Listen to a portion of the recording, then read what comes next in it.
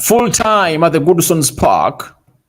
Everton 2, Chelsea 0. Someone coming through and tell me what's exactly wrong with Chelsea. What's not going right at the club of Chelsea, because they have everything that they need as a team. They have a very good manager. They have the money. They've gone ahead to spend close to £1 billion ever since Tony Boyle came in through his consortium. But things are not going in right. What's really wrong with Chelsea? Everton have gone ahead to beat them by 2-0. And guess what? Chelsea have found themselves in a situation of really losing 2 in a row. And in their last 4, they've gone ahead to lose 3 and won 1. They lost 4. They lost 4-1 to Newcastle. They beat Brighton by 2-1.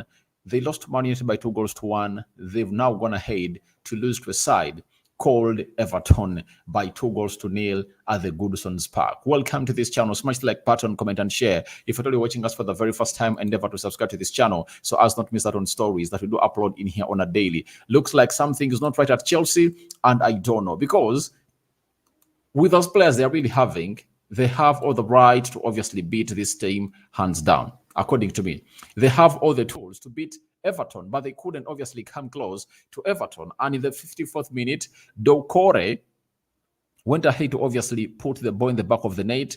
And in the 90th plus second minute, guess what happened? Lewis Dobbin went ahead to come in through and obviously score that goal to make it 2-0 for the club of Manchester United. Sorry, for the club of Everton down at the Goodson's Park. And what a way for Everton to come in through and obviously win 3 in a row. If at all you never known or you never knew, let me bring you up to speed.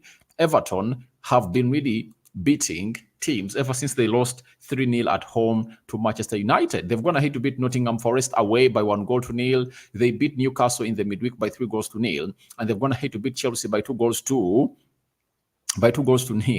And they are really doing great. Remember, it's a team that has gone ahead to obviously get 10 points off, 10 points script of them, and they are now having, I think, are they 13 points? They've gone ahead to win 9 out of their possible 12 in the last 4 games, and what a way for them to come in through and really put up for Chelsea. But for Chelsea, they really put up a very good show, but they are not good goal scorers. That's their problem, because if you have to look at the match stats, they really go ahead and really show exactly what Chelsea is really missing in the mix. And this is how they went ahead to obviously register their stats onto the day. Everton had 9 shots. Chelsea had 16. Almost double the number of shots they had on target. But look at how clinical Everton was. 5 shots on target. Out of the 9, 5 were on target. 5 were on target out of the 9. So it shows you how tough, how it was tough for Chelsea in the final third. And it's really one of those moments that you'll obviously understand that will always keep on coming in through if at all everyone doesn't really put up a show, especially for Chelsea. Because if you're having 16 shots and only 4 on target, that is a clear indicator that there is something wrong at the club of Chelsea. It's a clear indicator that something is not going well at the club of Chelsea, because you can't have all those chances and not really kill off the game, especially if at all you're playing against Everton. When you look at their front line, it's really very, very, very, very threatening. If you're having Ahmad Broja, Cole Palmer, you're having Mukalo Modric and Raheem Sterling, then what fails you to beat a team? 28% ball possession by Everton, and Chelsea had 72% ball possession, 257 passes completed by Everton, and Chelsea completed 687 passes, 64% passing accuracy by Everton. Chelsea had 86% passing accuracy, meaning that they would obviously put their passes to where they want them to go. In there for you, they had each side committed 12 fouls, then 2 yellow cards to both sides, 0 red cards to both sides, 2 offsides to Everton, and 1 offside to Chelsea, 4 corners to the side of Everton, and 8 corners to the side of Chelsea. And Chelsea couldn't obviously kill this off. It is really very annoying that a team like Chelsea couldn't obviously kill off this game of football amidst all the chances they really had as a team, down as they really did the needful at that side. So it's really very, very, very, very, very, very, very, very annoying for the side of Pochettino, and will obviously go out and really ask or question his players that what were you doing on the field of play?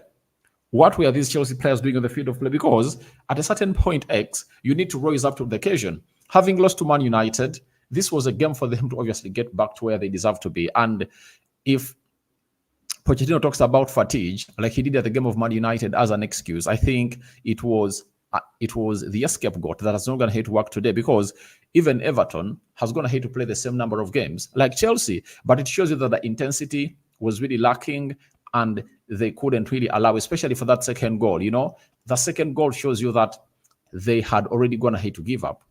They had already gone ahead to give up onto the side of Chelsea, onto the side of Everton, and they knew they were going to take the win. The first goal, because they lack numbers into their goal area. That's why they concede that goal. If you have numbers into your box, you cannot concede such a goal. You can't. There is no way you concede such a goal if at all you're having numbers in the 18 yards box area. And it's really very, very, very, very, very unbecoming that Chelsea have gone ahead to obviously see themselves really concede stupidly like that. And Sanchez had to put in some beautiful saves in the game, and it never really looked okay for this set of players. But it's really very nasty for the side of Chelsea. If at all you look like the level at which they've gone ahead to take the transfer window, the players they've gone ahead to bring in through, their quality, it's obviously one of those moments that you ask yourself, what is really wrong with Chelsea?